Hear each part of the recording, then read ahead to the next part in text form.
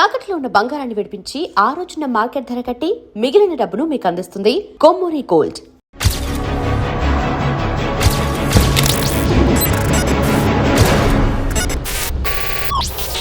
Welcome to I dream. అడవుల్లో అన్నలందరూ బయటకు వస్తున్నారు. కారణాలు ఏదైనా కావచ్చు. ఆ విధంగా వచ్చిన వాళ్ళని పరిచయం చేసే ఈ కార్యక్రమంలో ఈ వారం మన guest Tippiri Tirupati alias Devji.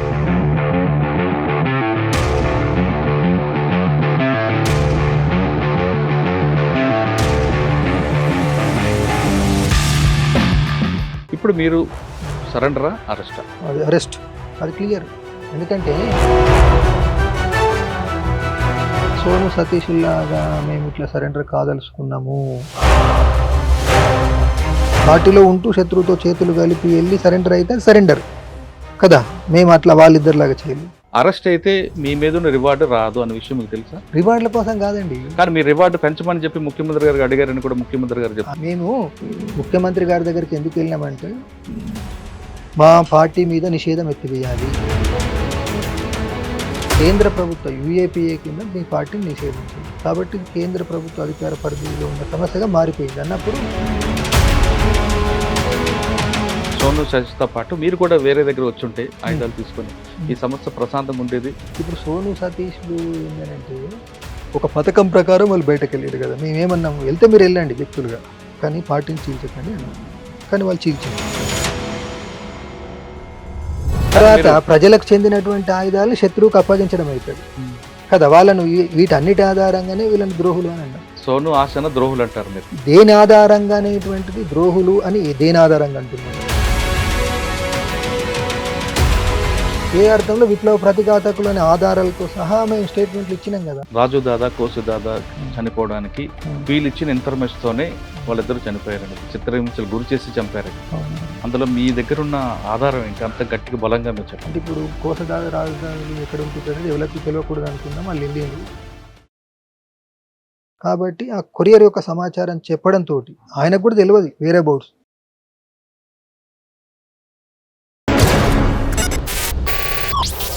Welcome to I dream. అడవుల్లో అన్నలందరూ బయటకు వస్తున్నారు. కారణాలు ఏదైనా కావచ్చు. ఆ విధంగా వచ్చిన వాళ్ళని పరిచయం చేసే ఈ కార్యక్రమంలో ఈ వారం మన గెస్ట్ తిప్పరి తిరుపతి అలియాస్ దేవ్జీ. దాదాపు 40 సంవత్సరాల పాటు ఆయన ఫోటో కూడా దొరకని వ్యక్తి. అసలు ఎవరా దేవ్జీ? తిప్పరి తిరుపతి అని మాత్రమే తెలుసు కానీ దేవ్జీ సెంట్రల్ కమిటీ మెంబర్. ఆయన ఇప్పుడు ప్రస్తుతం అంటున్నారు. ఆయన అడిగి ఆయన వచ్చారా లేదు అరెస్ట్ అయ్యారా అనే విషయాలతో పాటు చాలా విషయాలు ఆయనతో మాట్లాడతారు. అన్న నమస్తే. తిప్పరి తిరుపతి గారు అలియాస్ దేవ్జీ. దేవ్జీ కానానికి తిప్పరి తిరుపతి ఎన్ని సంవత్సరాలు పట్టిందన్న? అయితే ఇప్పుడు ఈ జస్ట్ ఉచ్చారణ దోషానికి సంబంధించింది. తిప్పిరి కాదు నాది, తిపిరి, TIPIRI. తిప్పిరి తిరుపతి గారు దేవ్జీగా మారడానికి ఎన్ని సంవత్సరాలు పట్టింది? అంటే ఇప్పుడు నేను 1980 చివరి రోజుల నుంచి RSతో సంబంధంలోకి వెళ్ళి 80 చివరి నుండి 84 వరకు RSలో పనిచేసాను నేను. అంటే ఆ రోజులలో CPIML పీపుల్స్ వార్ అనే పార్టీ ఉండేది. ఆ పార్టీకి అనుబంధంగా RS ఉండేది. వాటన్నిటిని సారాంశంగా చెప్పాలనుకున్నట్టయితే ఏంటంటే ఒక దోపిడీ పీడన లేని సమాజం మనం ఏర్పాటు చేయాలి అనేటువంటిది అదొక గొప్ప ఆదర్శం. దాంతో ప్రేరణ పొంది విస్తారంగా అధ్యయనం చేసి సిద్ధాంతాలని రాజకీయాలను విస్తారంగా అధ్యయనం చేసి నేను ఫుల్ టైమర్గా మారాలని నిర్ణయించుకొని ఫుల్ టైమర్గా మారిన. అంటే అక్కడ RSలో ఉంటూనే పార్టీ సభ్యుడిగా మారి 84లో దండకారణ్యానికి వెళ్ళడం జరిగింది. 84 నుంచి దండకారణ్యం ఉన్నారు. అప్పుడుగా అంటే తిరుపతి రమేష్గా మారడం జరిగింది. ఆ పార్టీకి మా పార్టీ పద్ధతిని అనుసరించి రమేష్ అని, ఆ తర్వాత దేవ్జీ అని అట్లా. అంటే రమేష్ ఖాన్ తర్వాత దేవ్జీకి మధ్యలో చాలా పేర్లు ఉన్నాయి కదా మీకు? లేదు. అంటే నేను రమేష్గా మారిన తర్వాత 84 ఏప్రిల్ నుండి 87 అక్టోబర్ వరకు రమేష్, 87 నవంబర్ నుండి ఇక చాలా కాలం పాటు 91 ఆగస్టు వరకు దేవ్జీ, ఆ తర్వాత సంజీవ్, ఇక ఆ తర్వాత చాలా పేర్లు ఉన్నాయి. కానీ చాలామంది అనుకునేది పిలిచేది దేవ్జీ అని. చివరికి ఇట్లా కుమార్ దాదా అని ఇట్లా రకరకాలు ఉన్నాయి లేండి. అది పార్టీలో ఉండేటువంటి పద్ధతి. అవును సార్. దేవ్జీ బయటకు వచ్చే వరకు రకరకాల ప్రాంతాలు దండకారణ్యంలో ఉన్నారా లేదా మీరే వేరే ప్రాంతాల్లో పనిచేసుకొచ్చారు? అంటే మేజర్గా దండకారణ్యం, ఉద్యమ అవసరాలు రీత్యా ఒరిస్సా, MMC ఇట్లా ఆయా ప్రాంతాలకు వెళ్ళి పనిచేయడం జరిగింది. అలా మీరు దండకారణ్యం వెళ్ళేసరికి అక్కడ ఉన్న పరిస్థితులు ఎలా ఉన్నాయి, మీరు బయటకు వచ్చేసరికి పరిస్థితుల్లో మార్పు వచ్చిందా లేదా? అంటే ఇప్పుడు దండకారణ్యంకి వెళ్ళినప్పుడు ఉన్నటువంటి పరిస్థితితో చూసినప్పుడు మార్పు ఉందా అంటే ఎలాంటి మార్పు అంటే ప్రజల్లో వాళ్ళ అదే. వాళ్ళ మౌలిక సదుపాయాలు కానీ రాజకీయ చైతన్యంలో కానీ అదే అదే అంటే ఒకప్పుడు ఆ ప్రాంతం లోపల ఇక్కడ ఉన్నట్టు తెలంగాణలో 70వ దశకం 80వ దశకం 90వ దశకం మధ్య వరకు ఉన్నట్టు అక్కడ కూడా పెద్ద ఎత్తున దోపిడీ పీడనలు ఉండేటువంటి అంటే సంత వ్యాపారస్తుల నుంచి మొదలు పెట్టుకొని దుకాణదారుల నుంచి మొదలు పెట్టుకొని ఈ మార్పిడి పద్ధతి ద్వారా సరుకులు అమ్మే వాళ్ళ నుంచి మొదలు పెట్టుకొని ఈ ఫారెస్ట్ డిపార్ట్మెంట్ అత్యంత కిరాతకులుగా ఫారెస్ట్ డిపార్ట్మెంటు ఆబ్కారీ department revenue department police department ఇట్లా అంటే ప్రభుత్వం మొత్తంగా ప్రభుత్వ దోపిడీ పీడనలు అనేటువంటిది చాలా పెద్ద ఎత్తున ఉండేది. ఈ వడ్డీ వ్యాపారులు సంత వ్యాపారుల దోపిడీ భూములు అంటే చిన్న చిన్న మొత్తంలో అప్పులు ఇచ్చేసి భూముల్ని కబ్జా చేసుకోవడం ఇట్లాంటి వాళ్ళ దైనందిన జీవితం లోపల వాళ్ళు శ్రమ చేసి సంపాదించినటువంటిదంతా కూడా వీళ్ళే కొల్లగొట్టేవాళ్ళు. ఆ కొల్లగొట్టడం మూలంగా ప్రజలు నిరంతరం పేదరికంలో మగ్గడమే. అంటే వాళ్ళ దగ్గర బతుకు తెరువు కోసం ఏమి లేని స్థితి కదా, సంపాదించిన చిన్న చిన్న మొత్తాలైనా కానీ ఇలాంటి వాళ్ళ చేతుల్లోకి వీళ్ళు శ్రమ చేసిందంతా కూడా వాళ్ళ చేతుల్లోకి వెళ్ళేది. అయితే దానికి వ్యతిరేకంగా ప్రజల్ని చైతన్యవంతం చేయడానికి సభలు పెట్టడము, ఉపన్యాసాలు, పాటలు వీటి ద్వారా చైతన్యవంతం చేసి దోపిడీకి వ్యతిరేకంగా దోపిడీ పీడన అవమానాలు అత్యాచారాలకు వ్యతిరేకంగా పోరాటం చేయించడం అనేది చేసినాం. ఆ పోరాటాలు చేయించి దానికి విడివిడిగా కాకుండా ఒక సంఘటిత రూపం ఇవ్వాలి కాబట్టి సంఘాలు పెట్టినాం. ఆ సంఘాల నుంచి ఇంక ఉన్నతంగా చైతన్యవంతమైన వాళ్ళ మీద ఆధారపడి గ్రామాల్లో పార్టీని నిర్మించినాం. దాన్నే పార్టీ సెల్స్ అంటాం.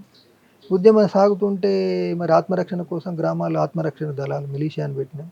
వీటన్ని ఉన్నత స్థాయికి వెళ్ళిన తర్వాత జంతన సర్కార్లను ఏర్పాటు చేసినాం. జంతన సర్కార్ని ఏర్పాటు చేయడానికి ముందు అంటే 1995లోనే జంతన సర్కార్ మొదలుపెట్టినాం. కాకపోతే అప్పుడు గ్రామ రాజ్య కమిటీలు అనేవాళ్ళం. దీన్ని కాపాడుకోవాలి అని అంటే రాజ్యం దాడి చేస్తుంది కాబట్టి అనివార్యంగా మనం సైనిక దాడులకు వెళ్ళాలి అనేటువంటిది. అంటే యుద్ధంకి వెళ్ళాలి అనేది చెప్పి కాబట్టి ఆ శ్యామ్ మహేష్ మురళి అమరులైన సందర్భంగా పార్టీ ఇప్పుడు కొలాప్స్ అని పాలక వర్గాలు చెప్తున్నప్పుడు కొలాప్స్ కాలేదు, మరింత శక్తిని కూడా తీసుకొని శక్తివంతమై ఇప్పుడు సైన్యం అన్ని ఏర్పాటు చేసుకొని పోరాటం చేస్తుంది అని చెప్పడానికి ప్రతీకగా 2000 సంవత్సరం డిసెంబర్ 2 నాడు PLGAని ఏర్పాటు చేయడం జరిగింది. అట్లా ఇది ఉద్యమం ఒక క్రమంగా అడ్వాన్స్ అవుతూ వచ్చింది. అంటే దీంట్లో ప్రజల యొక్క చైతన్యం అనేది ఉద్యమం ఎట్టెట్లా పెరుగుతూ పోయిందో ప్రజల చైతన్యానికి వ్యక్తీకరణ, ప్రజల సంఘటిత శక్తికి ఇది వ్యక్తీకరణ. ఎవరో కొద్దిమంది పిడికెడు మంది నాయకులు వాళ్ళ యొక్క కృషి ఫలితం కాదు, ప్రజలందరూ వేలాది లక్షలాది మంది చైతన్యవంతులు అయ్యిండ్రు అనేదానికి వాళ్ళందరి భాగస్వామ్యానికి ఈ ఉద్యమం యొక్క ప్రతీక. PLG వరకు వచ్చింది 2002 వరకు, అంటే RPCల వరకు జంతన సర్కార్ల వరకు వచ్చింది. జంతన సర్కార్లో మీరు సాధించింది ఏంటి? జంతన సర్కార్లో సాధించింది ఏంటనేది ప్రజలను అడిగితే మాకంటే చాలా బెటర్గా చెప్తారు. అంటే జంతన సర్కార్ అనడమే ఒక ప్రత్యామ్నాయ ప్రభుత్వము. అంటే ప్రజలందరూ ఇప్పుడు చాలామంది ఏమనుకుంటారంటే ఒక తప్పుడు నెరేటివ్ అంటారు కదా, ఆదివాసులకు ఏం తెలియదు, ఒక తుపాకులు చూసి వీళ్ళు ఉద్యమంలోకి వచ్చారు, అది తప్పుడు వ్యాఖ్యానం, వాళ్ళని కించపరిచే వ్యాఖ్యానాలు. జంతన సర్కార్ అనేటువంటిది ఒక గొప్ప చైతన్యానికి వ్యక్తీకరణ. అంటే మనం ఈ పార్లమెంటరీ వ్యవస్థ ద్వారా మన సమస్యలు ఏవి పరిష్కారం కావు, ఒక ప్రత్యామ్నాయ ప్రజాప్రభుత్వాన్ని ఏర్పాటు చేసుకోవాలి అనేది జంతన సర్కార్ యొక్క కాన్సెప్ట్. దాంట్లో మహిళలు భాగస్వాములై నాయకత్వం వహించారు, మహిళలు ప్రజాపాలనను నెరిపి ఎగ్జిక్యూట్ చేసిండ్రు. అంటే మహిళ అనేది తెగ సమాజం యొక్క పెత్తనం కింద అణిచివేయబడేది. వాళ్ళు స్వతంత్రులైపోయి చైతన్యవంతులైపోయి వాళ్ళు ప్రభుత్వాధికారాన్ని నెరిపిండ్రు అంటే అదే ఒక గొప్ప అచీవ్మెంట్ కదా. అవును. అంటే ఇప్పుడు పార్లమెంటరీ వ్యవస్థ సాధించిందా ఈ 77 ఏళ్ళలో 78 ఏళ్ళలో అంటే సాధించలేదు. కానీ జంతన సర్కార్లలో మహిళలు విస్తృత భాగస్వాములు. అంటే సమావేశాలు చేయడంలో, నిర్ణయాలు చేయడంలో, చేసిన నిర్ణయాలను ఎగ్జిక్యూట్ చేయడంలో. అంటే ఎగ్జిక్యూట్ చేయడంలో అంటే భూముల సమర్థీకరణ ఒక ఎగ్జిక్యూషన్, తర్వాత కుంటలు కట్టడము, చెరువులు కట్టడము, స్కూళ్ళు నిర్వహించడము, వైద్యశాలలు నిర్వహించడము, ఇదంతా పవర్ని ఎగ్జిక్యూట్ చేయడం అనేది. వీటన్నిట్లలో మహిళలు భాగస్వాములు అయినరు, వీటన్నిట్లలో పురుషులు భాగస్వాములు అయినరు. అంటే ఒక గొప్ప చైతన్యానికి నిదర్శనం, ఒక ప్రత్యామ్నాయ పార్లమెంటరీ వ్యవస్థకు ప్రత్యామ్నాయమైనటువంటి ప్రజాపాలన రూపానికి వ్యక్తీకరణ. ఇదే గొప్ప అచీవ్మెంట్. జంతన సర్కార్కి బడ్జెట్ ఎంత ఉంటుందండి? అంటే బడ్జెట్ ఆయా సమయాల్లో మారుతూ వచ్చింది. ఒక పీక్ స్టేజ్లో బహుశా 18, 19 అనుకుంటా మేము జంతన సర్కార్లు అంటే దండకారణ్య వ్యాప్త జంతన సర్కార్లు, కిందనేమో పంచాయతీ స్థాయిలో జంతన సర్కారు ఉంటుంది. వీటన్నిటిని ఒక 16, 17, 18 జంతన సర్కార్లను సమన్వయించడానికి ఏరియా జంతన సర్కారు ఉంటుంది. ఒక డివిజన్లో ఉన్నటువంటి 3 ఏరియా సర్కార్లను సమన్వయించడానికి డివిజనల్ జంతన సర్కారు ఉంటుంది. వీటికి పైన జోను జంతన సర్కారు సమన్వయ కమిటీ అని ఉండేది. కాబట్టి ఆ జోను జంతన సర్కారు సమన్వయ కమిటీ ద్వారా గ్రామ స్థాయికి అందించడం కోసం మేము ఒక సంవత్సరం 2 కోట్ల రూపాయలు కేటాయించడం జరిగింది. అది హైయెస్ట్. 2 కోట్లు అంటే ఆ నిధులను ఎక్కడ ప్రజల నుంచి వచ్చావా లేదా కాంట్రాక్ట్? అంటే ఇప్పుడు దానికి అనేక మార్గాలు, ప్రజల నుంచి చందాలు, విరాళాలు, వాళ్ళు ఇప్పుడు తునికాకు కోస్తే ఒకరోజు కూలీ అనేటువంటి రూపంలో, సంత వ్యాపారాల నుండి జమ చేయడం, పార్టీ, ఇవన్నీ ఎంత చేసినా కానీ సరిపోవు కాబట్టి పార్టీ తునికా కాంట్రాక్టర్స్ నుండి ఇతరుల నుండి వసూలు చేసిన దాంట్లో కొంత భాగాన్ని జింతన సర్కార్ కేటాయించడం, అట్లా నడిచింది. 2002 వరకు దండకారణ్యంలో మీద ఒక వెలుగు తర్వాత క్రమేపీ తగ్గిపోవడం కారణం ఏంటి? 2002 కాదండి, 2011 చివరి వరకు ఉద్యమం పురోగమనంలో ఉందని మా సమీక్ష. 2011 చివరిలో దండకారణ్య ఉద్యమం గడ్డు స్థితికి వెళ్ళింది అనేది. ఎందుకు? దాని మీద ఆధారపడి దేశవ్యాప్త ఉద్యమం 2012 నాటికి గడ్డు స్థితిలోకి వెళ్ళిందని మేము చేస్తాం. మీరు ఆ విధంగా అనుకున్న కారణం ఏమనుకోవచ్చు? కారణము అని అంటే అనేక కారణాలు ఉన్నాయి. అంటే ఇప్పుడు దండకారణ్య ఉద్యమం వచ్చేటప్పటికి ప్రజల్లో మనం నిరంతరం ప్రజల దగ్గరికి వెళ్ళి చేసే రాజకీయ కృషి తగ్గడం, శత్రుదాడులు, ఈ రెండు కలగలిసి అంటే సంఘాల యొక్క సభ్యత్వం తగ్గడం, సంఘాల కార్యకలాపాలు తగ్గడం, మిలీషియా యాక్టివిటీ తగ్గడం, జంతన సర్కార్ యొక్క యాక్టివిటీ తగ్గడం, వీటన్నిటిని క్రోడీకరించి మనం గడ్డు స్థితి అంటే ఇప్పటి వరకు మనం అడ్వాన్స్ అవుతున్న స్థితి ఉన్నది. ఇది అడ్వాన్స్ అనేటువంటిది ఆగుతున్నట్టుగా కనిపిస్తున్నది అనే దాన్ని వ్యక్తీకరించడానికి గడ్డు స్థితి అన్న. కానీ మీరు ఆ విధంగా అంటున్నారు, కానీ ప్రభుత్వాలు ఏం చెప్తున్నాయంటే దండకారణ్యంలో జంతన సర్కార్ పెట్టడం అంతవరకు బాగానే ఉంది, కానీ వాళ్ళు రాజ్యంపై దాడులు చేయడం, రాజకీయ నాయకులు చంపడం, దర్బా లాంటి ఘాట్లో వీసీ శుక్లా అనేటువంటి అటాక్ చేయడం, ఇటువంటి సంఘటనలు జరిగిన తర్వాత పోలీసు ఒక డిమోర్ అవుతుంది. కాబట్టి పోలీసు అప్పర్ హ్యాండ్ అవ్వడానికి మేము మిలిటరీ ఆపరేషన్లు కానీ సల్వార్ జూడం పెట్టడం జరిగింది. కాబట్టి అక్కడ వాళ్ళకి మైనస్ అయిందని ప్రభుత్వం చెప్తుంటారు. అదే అంటే వాస్తవానికి మేము మా అంతటా మేము ఆయుధాలు బట్టి డెలిబరేట్గా మేము శత్రువు మీద మొదటి తూట పేల్చలేదు. ఇక్కడ తెలంగాణలో కానీ దండకారణ్యంలో కానీ దేశంలో ఎక్కడైనా కానీ మొదటి తూట పేల్చింది, దాన్ని కంటిన్యూ చేసింది స్టేట్ ఫస్ట్. అనివార్యంగా ఆత్మరక్షణ కోసం మేము యుద్ధం చేస్తున్నాం. ఇప్పటికి కూడా మేము చేసేది ఆత్మరక్షణ యుద్ధమే. వాళ్ళు అత్యంత శక్తివంతులు, ఇండియన్ స్టేట్ ప్రపంచంలోనే శక్తివంతులు. మీరు అంటున్నప్పుడు ఆ శక్తివంతులు పోరాటం చేయడం సాధ్యమని భావించారు మీరు? ప్రజల్ని కూడగడితే సాధ్యమే కదా. ప్రజల్ని కూడా 2013 వరకు ఎందుకు అది తగ్గిపోయిన తర్వాత? అదే అంటే ఇప్పుడు అదే నేను అంటున్నా కదా, ఇప్పుడు వాళ్ళు అంటుంది ఏంటంటే వాళ్ళే సల్వాజుడును ప్రారంభించేసి రోజు ప్రజలను నరసంహారం చేస్తూ గ్రామాల మీద బట్టి ప్రజల్ని తలలు పోయడం, క్రూరంగా ఏంటంటే కత్తులతో చీల్చడం, ఇవి చేస్తుంటే ఆత్మరక్షణ కోసం ప్రతిఘటించాల్సిందే కదా. అట్లా ప్రతిఘటించడం అవసరమే కదా. ఆ ప్రతిఘటనలో కొన్నిసార్లు అప్స్ అండ్ డౌన్స్ ఉంటాయి, పురోగమన తిరోగమనాలు ఉంటాయి. అందులో భాగంగానే 11 వచ్చేటప్పటికి ఇతరత్ర కారణాలతో పాటు స్టేట్ అప్పర్ హ్యాండ్ సాధించింది. కాబట్టి అంటే 2005 నుండి మొదలుపెట్టి అంటే దండకారణ్యంలో ఉన్నటువంటి దేశంలో ఆదివాసి ప్రాంతాల్లో ఉన్న సంపదను అంతటిని కొల్లగొట్టడానికి దేశ విదేశీ కార్పొరేట్ కంపెనీలతోటి ఎంఓయూలు చేసుకోవడం మొదలుపెట్టింది కదా. దానికి ప్రజల్ని ఆమోదింపజేయడానికే దాడులు. కానీ 2016 తర్వాత దండకారణ్యంలో మీ ప్రాబల్యం పెంచుకోవడానికి మీ విపరీతమైన దాడులు చేయడం, సిఆర్పిఎఫ్లో 76 మంది చంపడం, ఓచుకోతలు కోయడం, ఇవన్నీ కూడా విపరీతం చేశారు మీరు. అంటే మీరు మీ ప్రాబల్యం ఉంది అని నిరూపించుకోవడం. అప్పటి నుండి ప్రభుత్వాలు కూడా చాలా సీరియస్గా తీసుకున్న విషయం మీరు. అదే నేను రిపీటెడ్గా చెప్తుంది, ప్రభుత్వాలే ముందు మా మీద ఒక పథకం ప్రకారం దాడులు, అది తెరిపి లేని పథకాలు. అంటే ఇప్పుడు సల్వాజుడు అనేది పాపులర్ అయింది. అవి అసలు ఏంటంటే వైట్ మిలీషియాస్ కదా. అంటే ఒక దగ్గర సల్వాజుడుము, ఒక దగ్గర శాంతి వాహిని, ఒక దగ్గర హర్ముద్ వాహిని, ఒక దగ్గర ఇంకో పేరు అంతా కేంద్ర హోంశాఖ రూపొందించిన పథకాలు. 2005 నుండి 9, 2009 నుండి ఆపరేషన్ గ్రీన్ అంటూ 12 వరకు అని ప్లాన్ వేసుకున్నారు. అది విఫలమైంది కాబట్టి దాన్ని మరో 5 ఏళ్ళు పొడిగించాలని అని అనుకున్నారు.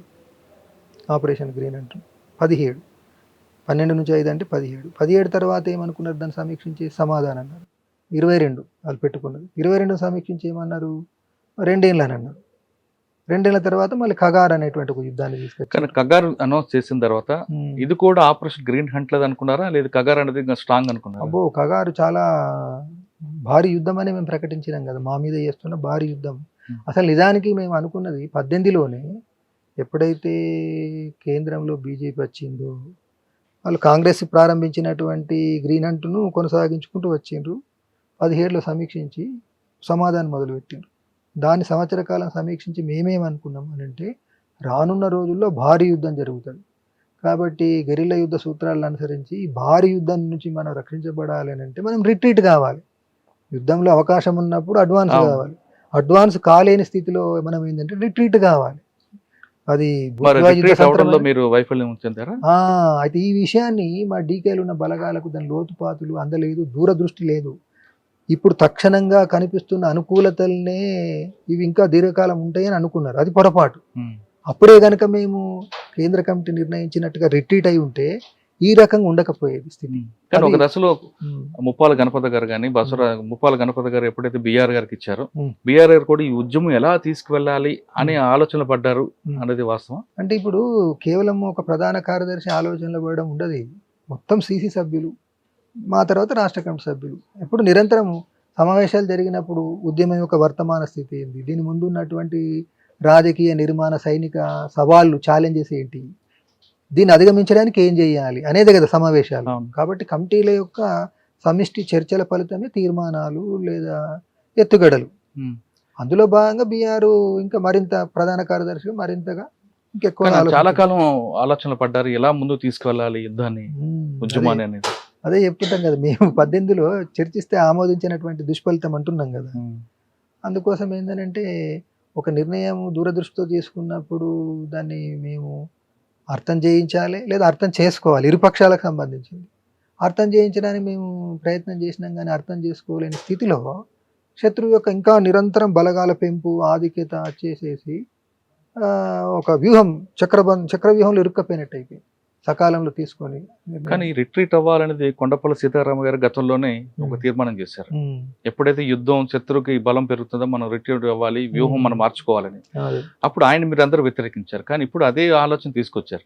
2018లోనే మీరు చెప్తున్నట్లుగా ఇదే ఆలోచనలు తీసుకొని ముందుకు వచ్చి ఉంటే పరానష్టం ఎంత జరిగి ఉంటుంది కదా. అదే మేము అంటున్నాం కదా, సీతారామయ్య వ్యతిరేకించలేదు, ఆయనది అద్భుతమైన ప్లాను.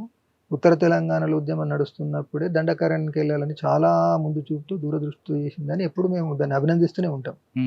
దాన్ని వెన్నంటి 18 వరకు మేము రకరకాల ప్రయత్నాలు చేసినాం, కానీ 18లో కనుక చేసి ఉన్నట్టయితే ఈ స్థితి ఉండకపోయేది. అయితే కేవలం ఇది సైనిక కోణమేనా అంటే కాదు, మాది రాజకీయ కోణం. అందరికీ చెప్తుంది ఏంటంటే ఈ స్థితికి ఒక రాజకీయ వైఫల్యం కారణం. అంటే ఇప్పుడు 2007లో ఫస్ట్ ఉత్తర తెలంగాణ ఆంధ్రలో టెంపరీ సెట్ బ్యాక్ రూపంలో ముందుకు వచ్చింది. అప్పుడు ఏమనుకున్నాము, ఇక్కడ ఉమ్మడి ఆంధ్రప్రదేశ్ సంబంధించిన మారిన సామాజిక పరిస్థితులు తగిన ఎత్తుగడలు చేపట్టలేకపోవడం ఈ స్థితి అన్నాం. క్రమంగా అది 11, 12 వచ్చేటప్పటికి దేశవ్యాప్త సమస్యగా మారిపోయింది. కాబట్టి అంటే 11, 12 నుంచి మొదలు పెట్టుకొని 20 వరకు మేము ఏదైతే చేద్దాం అనుకున్నామో చేయలేని ఒక స్థితి కూడా ఉందనుకోండి. శత్రువు నిరంతర దాడులు, నాయకత్వం అమరులు కావడము, పార్టీలో సమిష్టి నిర్ణయాలకి ఎక్కువ ప్రాధాన్యత ఉంటుంది, వ్యక్తిగత నిర్ణయాలకు ఉంటుందా? ఉండదు. ఎందుకంటే ఏ స్థాయికి ఆ స్థాయిగా పార్టీ కమిటీలు కదా, పార్టీ కమిటీలు ఏకాభిప్రాయ సాధనతోటో మెజార్టీగానో నిర్ణయాలు తీసుకొని అమలు చేయాలి. వ్యక్తులు ఎంత గొప్ప వాళ్ళైనా వ్యక్తుల మాట అనేది అంతిమ నిర్ణయంగా ఎప్పుడు పార్టీ స్వీకరించాలి. ఒకసారి మనం 2018 నుంచి 2026 వరకు ఏం జరిగింది అని తర్వాత మాట్లాడదాం. ఇప్పుడు మీరు సరెండరా, అరెస్టా? అది అరెస్ట్, అది క్లియర్. నేను చాలా సంక్షిప్తంగానే ఎందుకు ఈ నిర్ణయం తీసుకున్నానే విషయాన్ని చాలా సంక్షిప్తంగా చెప్పాలనుకుంటున్నా. అనారోగ్య కారణాల రీత్యా నేను రహస్య జీవితాన్ని వదిలి బహిరంగ జీవితంలోకి రావాలని నిర్ణయం తీసుకున్నాను. అరెస్ట్ అని మీరు అంటున్నారు, కానీ ఆ రోజు డీజీపీ గారు చాలా స్పష్టంగా చెప్పారు, బయటకు వచ్చారు, మేము మా దగ్గర లొంగిపోయారని డీజీపీ గారు చెప్పారు. అదేవిధంగా రేవంత్ రెడ్డి గారు కూడా చెప్పారు. మావోయిస్ట్ పార్టీ అత్యంత సీనియర్ నాయకుడు అయినటువంటి పోలిట్ బ్యూరో సభ్యుడు, central military commission incharge Tipiri Tirupati alias Devji alias Kumudada, అట్లానే సెంట్రల్ కమిటీ సభ్యుడు సీసీఎం అయిన మల్ల రాజిరెడ్డి ఎలియాస్ సంగ్రామ్, వీళ్ళిద్దరితో పాటుగా రాష్ట్ర స్థాయి చెందినటువంటి తెలంగాణ రాష్ట్ర కమిటీ కార్యదర్శి బడే చొక్కారావు ఎలియాస్ దామోదర్ ఎలియాస్ జగన్, మరియు రాష్ట్ర కమిటీ సభ్యుడు స్టేట్ కమిటీ మెంబర్ అయినటువంటి నూనె నరసింహారెడ్డి ఇలియాస్ గంగన్న ఇలియాస్ సన్ను దాదా కూడా అజ్ఞాతాన్ని వీడి బయటికి వచ్చినారు. వారికి మేము అభినందనలు తెలుపుతున్నాం. దానికి నేను వివరణ ఇస్తాను. అంటే ఒక సోను సతీష్ లాగా మేము ఇట్లా సరెండర్ కాదలుచుకున్నాము అని చెప్పి, లేదా పార్టీలో ఉంటూ శత్రువుతో చేతులు కలిపి వెళ్ళి సరెండర్ అయితే సరెండర్ కదా. మేము అట్లా వాళ్ళిద్దరిలాగా చేయలేదు. లేదు అనుకున్నట్టయితే మేము ఎక్కడో అడవిలో ఉండి ఒక రాజకీయ నాయకుని ఆశ్రయించి మేము ఇట్లా సరెండర్ కావాలి, నేను సరెండర్ కావాలనుకుంటున్నా అని ఒక రాజకీయ నాయకుని ద్వారా వచ్చి అయితే సరెండర్, లేదా పోలీస్ అధికారి దగ్గరికి వచ్చేసి నేను ఇట్లా సరెండర్ కావాలనుకుంటున్నా అని చెప్పి వస్తే సరెండర్. కానీ నేను పోలీస్ అధికారిని కాంటాక్ట్ చేయలేదు, రాజకీయ నాయకుడిని ఆశ్రయించలేదు, సోను సతీష్ల లాగా కూడా వచ్చి సరెండర్ కాలేదు. కాబట్టి నేను ఒక ప్రయాణం చేస్తుంటే ఒక దగ్గర ఆగి ఉన్నప్పుడు తెలంగాణ పోలీసులు వచ్చి అరెస్ట్ చేశారు. సరే, సోను సతీష్ విషయం కాసేపు పక్కన పెడదాం. మీరు సరెండర్ అని మీరు అంటున్నారు, మీరు అరెస్ట్ అని మీరు అంటున్నారు, గవర్నమెంట్ సరెండర్ అంటుంది. అరెస్ట్ అయితే మీ మీద ఉన్న రివార్డు రాదు అనే విషయం మీకు తెలుసా? రివార్డుల కోసం కాదండి, కానీ మీరు రివార్డు పెంచమని చెప్పి ముఖ్యమంత్రి గారికి అడిగారని కూడా ముఖ్యమంత్రి గారు చెప్పారు. అదేవిధంగా దేవ్జీ దామోదర్ చంద్రన్న మాట్లాడినప్పుడు మీరు ప్రకటించిన రివార్డు తక్కువ ఉన్నది, మేము జీవితంలో కనీస అవసరాల కోసమైనా మేము జీవితం సాగించాలంటే కొంత అవార్డును పెంచండి, అదేవిధంగా నివసించడానికి ఇల్లు లాంటి వసతులను ఏర్పాటు చేయండి, ఎక్కడైనా అవకాశం ఉంటే వ్యవసాయం చేసుకోవడానికి కొంత భూమిని ఇవ్వండి. అదే అంటే ఇప్పుడు ఆ విషయానికి వస్తే స్పష్టంగా మీ ద్వారా ఈ విషయాన్ని ఫోకస్ చేయండి. మేము ముఖ్యమంత్రి గారి దగ్గరికి ఎందుకు వెళ్ళినామంటే మా పార్టీ మీద నిషేధం ఎత్తివేయాలి, మా పార్టీని ఒక చట్టబద్ధ రాజకీయ పార్టీగా గుర్తించాలి, ఈ డిమాండ్స్ని ముఖ్యమంత్రి దగ్గర ఉంచినాం. అప్పుడు తను వేసిన ప్రశ్న ఏంటంటే ఇది రాష్ట్ర పరిధికి సంబంధించిన సమస్యగా లేదు, కేంద్ర ప్రభుత్వ యుఏపిఏ కింద మీ పార్టీని నిషేధించారు కాబట్టి ఇది కేంద్ర ప్రభుత్వ అధికార పరిధిలో ఉన్న సమస్యగా మారిపోయింది అన్నప్పుడు మేము ఆయన కోరింది ఏంటంటే మీరు ఈ విషయాన్ని అక్కడ లేవనెత్తండి. అంటే రివార్డ్ చెప్తా విషయం ఏంటంటే ఇది మెయిన్ డిమాండ్ కదా. అంటే అప్పుడు ఆయన అన్నది ఏంటంటే మరి ఒకవైపు ఆయుధాలతో దళాలు ఉంటాయి, మళ్ళీ రీగల్ పార్టీగా గుర్తించాలి అని అంటే కేంద్రము రాష్ట్రము కనుక సానుకూలంగా స్పందిస్తే ఆ ప్రక్రియ మొదలుపెట్టినామనేటువంటి హామీ ఇచ్చినా కానీ మేమే చెప్తాం ఇట్లా కేంద్ర రాష్ట్ర ప్రభుత్వాలు మనం లీగల్ పార్టీగా గుర్తించే ప్రక్రియ మొదలుపెట్టినాయి కాబట్టి మీరు బయటకు రండి, మీరు చెప్పినంత కాలం వాళ్ళకి మేము పిలుపు ఇవ్వలేము, మాకు అధికారం ఉండదు అని చెప్పినాం. ఇదొకటి. రెండోది ఏమన్నాము, దేశవ్యాప్తంగా మావోయిస్టు కార్యకలాపాల్లో పాల్గొన్నారు అనేటువంటి పేరుతో యుఏపిఏ అన్నారు, లేదా అర్బన్ నక్సల్స్, అర్బన్ మావోయిస్ట్ అన్నారు, భీమా కోరేగా ఉన్నారు, ఇట్లా అనేక పేర్లతోటి కేసులు పెట్టి వాళ్ళందరినీ రాజకీయ ఖైదీలుగా గుర్తించి విడుదల చేయాలి. ఈ రెండు మెయిన్ డిమాండ్స్. చివరి క్షణంలో అనుకోకుండా ఒక అధికార సూచన మేరకు మీ సభ్యులు చాలామంది ఇబ్బంది పడుతున్నారు, వాళ్ళకు ఉపాధి కల్పించే విషయాన్ని దృష్టికి తీసుకురండి అన్నప్పుడు అది చివరి క్షణంలో అనుకోకుండా ముందుకు వచ్చినప్పుడు సరే అని చెప్పి అది దాని యొక్క లోతుపాతులు ఆలోచించకుండా 11th అవర్లు అంటారు చూడండి, అది మా పొరపాటు అసలు. ఎందుకంటే మేము తలలకు వెలగట్టడం కదా, అది రివార్డు పెంచమని మేము ఎందుకంటాము. అరెస్ట్ అంటే మీ మీద కేసులు పెట్టి జైలు పంపే అవకాశం మీరే కల్పిస్తున్నట్లు కదా.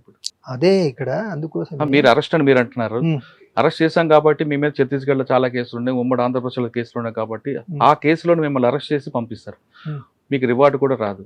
రివార్డు కోసం కాదు, రివార్డ్ పక్కన పెడదాం, మరి కేసులు పెడితే పెట్టచ్చు. అయితే అక్కడనే నేను తీసుకునే నిర్ణయం ఏంటంటే ఇప్పుడు మీ ద్వారా చాలా క్లియర్గా చెప్పదలుచుకున్నది, మీడియా ద్వారా చెప్పదలుచుకున్నది, ఇప్పుడు కేసులు పెడితే జైలు పోయి ఉండొచ్చు. అయితే ఇప్పుడున్న ఒక ప్రత్యేక పరిస్థితుల్లో మిగిలిన కొద్ది మందినైనా కానీ సమన్వయం చేయడం ఎట్లా, ఈ మారుతున్న సామాజిక పరిస్థితికి తగినట్టుగా వ్యూహాత్మక ప్రాంతాలని మా పరిభాషలు అంటుంటాం, అడవి ప్రాంతాలు, అందులో జరుగుతున్న మార్పులకు తగ్గట్టుగా మన పంతాను మార్చుకొని దెబ్బతిన్నటువంటి ధ్వంసమైన పార్టీని, ఉద్యమాన్ని పునర్నిర్మించడం ఎట్లా అనేటువంటిది ఆల్రెడీ నేను కొంత రాసి ఉన్నా. దీన్ని మిగిలిన తోటి నాయకులతో కానీ, క్యాడర్లతో కానీ, ప్రజలతో కానీ చర్చించి పునర్నిర్మాణం చేయాలంటే అవకాశం ఉండదు.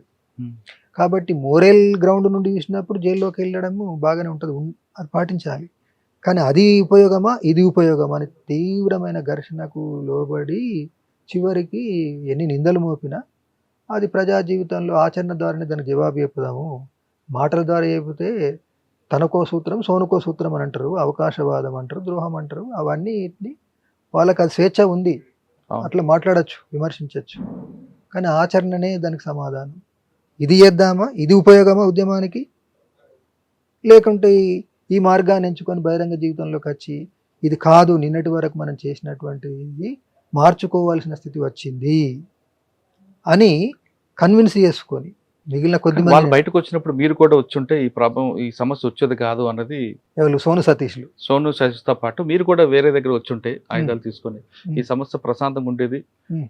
మీ తర్వాత బయటకు వచ్చాక చాలా మంది చనిపోయారు, వాళ్ళు కూడా ప్రాణాలతో మిగిలి ఉండేవారు అనేది అదే ప్రశ్నించే వాళ్ళు ఇక్కడనే ఇప్పుడు సోను సతీష్లు ఏంటంటే ఒక పథకం ప్రకారం వాళ్ళు బయటకు వెళ్ళారు కదా. మేమేమన్నాము, వెళ్తే మీరు వెళ్ళండి వ్యక్తులుగా, కానీ పార్టీని చీల్చకండి అన్నాము. కానీ వాళ్ళు చీల్చారు. అంటే మమ్మల్ని కూడా చీల్చాలని కదా. దాని అర్థం ఏంటంటే ఆ పార్టీని చీల్చే మార్గం ఎంచుకోవాలని కదా, వాళ్ళతో జట్టు కట్టాల్సింది అని కదా. అంటే అది ఏమవుతుంది, పార్టీని చీల్చడం అవుతుంది. తర్వాత ప్రజలకు చెందినటువంటి ఆయుధాలు శత్రువుకు అప్పగించడం అవుతుంది కదా. వాళ్ళను వీటన్నిటి ఆధారంగానే వీళ్ళని ద్రోహులు అని అన్నాం. అంటే వాళ్ళతో జత కడితే అంతిమంగా అది ప్రజలకు వ్యతిరేకం, పార్టీకి వ్యతిరేకం, నష్టదాయకం అని కదా.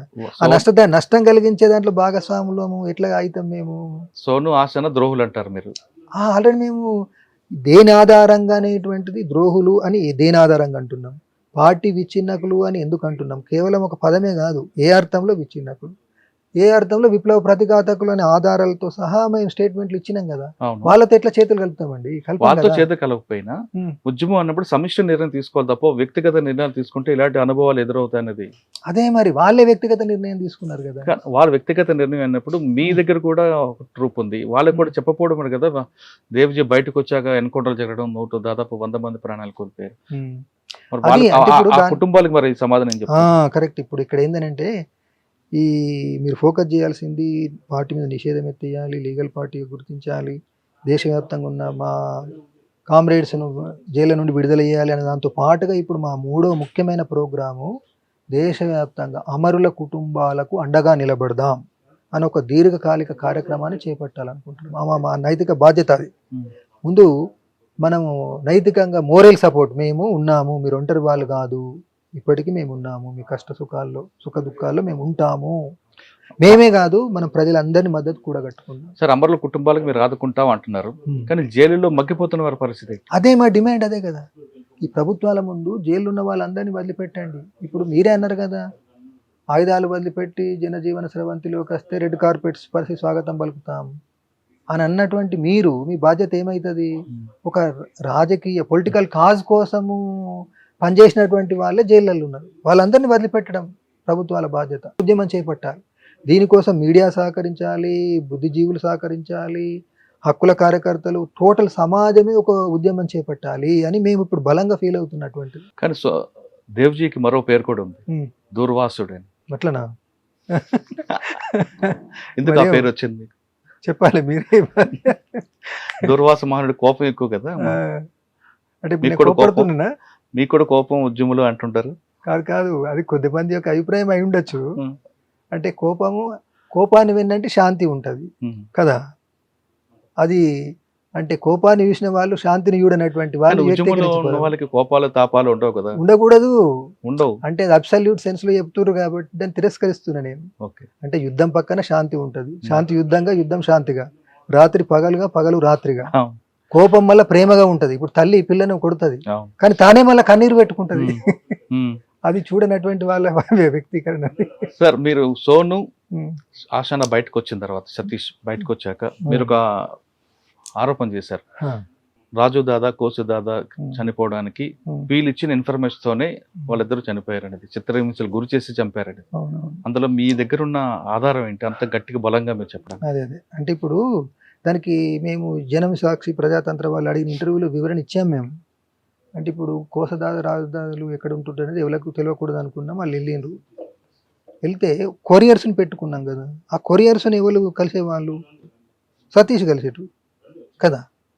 కాబట్టి శత్రువు ఎట్లా పట్టుకున్నాడు అంటే, ఒకటి సోను దాదా, మన కోసదాదా, రాజదాదాలకు సతీష్కు మధ్య ఉన్న కొరియరు బలహీనపడి చెప్పాలి కదా.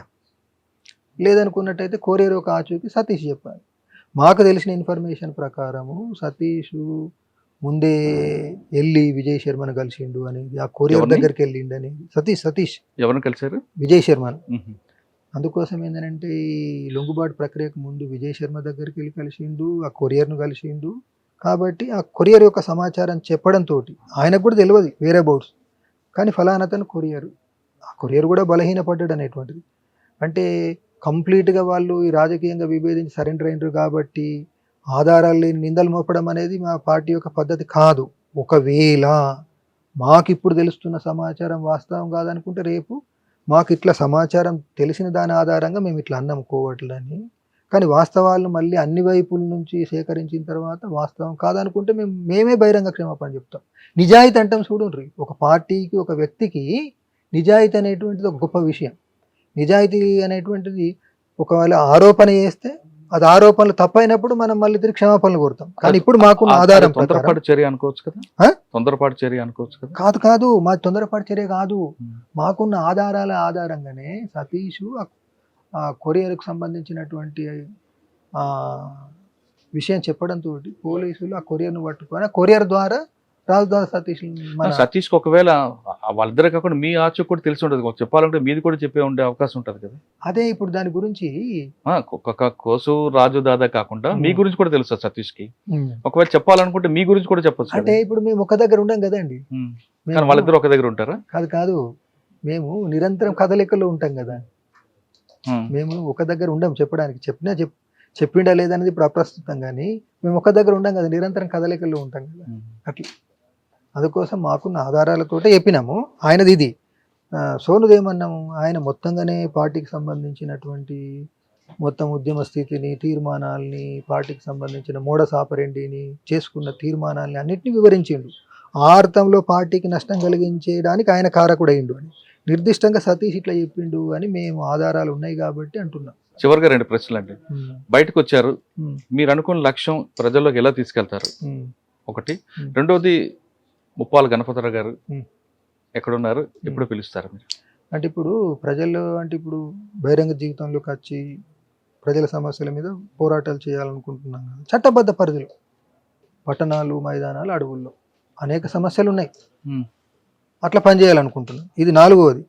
మేము చెప్పదలుచుకున్న మెయిన్ ఆర్డర్లో పార్టీ మీద నిషేధం ఎత్తేయడము, జైళ్ళల్లో ఉన్న వాళ్ళని విడుదల చేయడం, అమరుల కుటుంబాలకు అండగా నిలుద్దామనే ప్రోగ్రాము, ఇక నిరంతరము ప్రజల సమస్యల మీద ప్రచారము, పోరాటాలు, సంసిద్ధత, ప్రజల సంసిద్ధత మీద ఆధారపడేసి అది చేయాలనుకుంటున్నాం.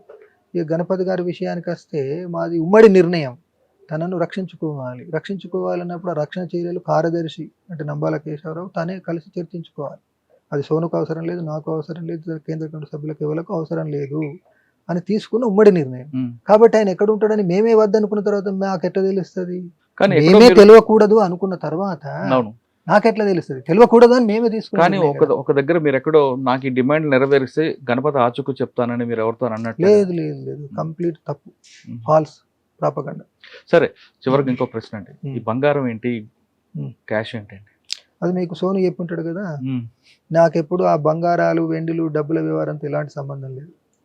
ఆయన మళ్ళీ పోయి కనుక్కోండి, ఆయన ఇట్లా అన్నాడు, ఈ పదాలు అన్నాడు అంటే బహుశా ఆయన ఇచ్చిన దాంట్లో భాగమే కావచ్చు. మొన్న బీజాపూర్లో సరెండర్ అయినటువంటి వాళ్ళ ద్వారా 3 కోట్ల నగదు దొరికింది. 3 కోట్ల నగదు, కేజీన్నర బంగారం అనేటువంటి. అదేవిధంగా ఆంధ్రప్రదేశ్ లో చెల్లూరు నారాయణరావు దగ్గర కూడా దొరికింది. అందుకోసం ఏంటంటే అది ఆయన ఇచ్చింది కావచ్చు. అయితే సాధారణ పాఠకులు అబ్బా 3 కోట్లు అని అంటే ఆశ్చర్యపోతారు. కానీ జంతన సర్కార్ బడ్జెట్ నేను చెప్పినా కదా, వీటితో సంబంధం లేకుండా ఒక విషయాన్ని, ఒకటే విషయము, దాన్ని ఏ నేపథ్యంలో జరిగింది అనే దాంతో విడదీసి ప్రజెంట్ చేసినప్పుడు అదొక తప్పుడుగా ప్రచారం చేస్తాం. అంటే మీడియా యొక్క పద్ధతి ఏంటంటే పార్టీని అప్రతిష్ట పాలు చేయడంలో భాగం అన్నట్టు. ఇది జంతన సర్కార్ కోసం అంటే వెంటనే రాయాలి కదా. ఇప్పుడు జంతన సర్కార్ కోసం వాళ్ళు కోట్లాది రూపాయలు ఖర్చు చేస్తున్నప్పుడు వాళ్ళ దగ్గర ఉన్న నిధులు తక్కువనే అని కాకుండా 100ల కోట్లు. మేము ఎప్పుడు 100 కోట్లు, 10 కోట్లకు నుంచి 100 కోట్లకు ఎప్పుడు చేరలేదు. చివరికి ఇంకో మాట చెప్పండి, అజ్ఞాతులు ఉన్న వాళ్ళకి మీరు ఇచ్చే మెసేజ్ ఏంటి? ప్రభుత్వాలు కనుక పార్టీ మీద నిషేధం ఎత్తివేస్తాము అంటే మేము పిలిపిస్తాం. మీరు బహిరంగ జీవితంలో నిషేధం అంటే సీఎం గారు కూడా చెప్తున్నారు కదా, పార్టీ లేనప్పుడు నిషేధం ఎక్కడదని. పార్టీ లేనప్పుడు నిషేధం ఎక్కడదని? పార్టీ ఎందుకు లేదు, ఉంది కదా. ఎక్కడుంది పార్టీ? ఇప్పుడు బయటకు వచ్చిన వాళ్ళం కూడా పార్టీ, లోపల ఉన్న వాళ్ళు కూడా పార్టీ. లేదనుకున్నట్టయితే మరి ఇంకా ఈ కగారును కొనసాగించడం ఎందుకు? కగారు మార్చి 31 క్లోజ్ అయిపోతుంది. క్లోజ్ అవుతుందా కాదా అనేటువంటి భవిష్యత్తు చెప్తుంది. సార్, చివరికి ఏం చెప్తారు ఇప్పుడు అజ్ఞాతంలో వాళ్ళకి? ఇదే ప్రభుత్వాలు కనుక చెప్తే మేము పిలిపిస్తాం, లేదనుకుంటే ఏం లేదు. చెప్పలేదు. అజ్ఞాతంలో అందరూ కూడా ప్రభుత్వం ఇచ్చిన పిలుపు మేరకు మేము పిలిపిస్తాం అంటున్నారు Devji.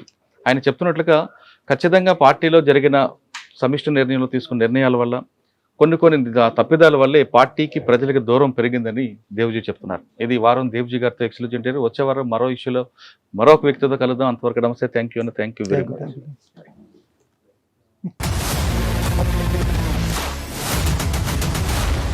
iDreams, this police diaries is something very, very valuable towards that. I must really appreciate Murali, your insights.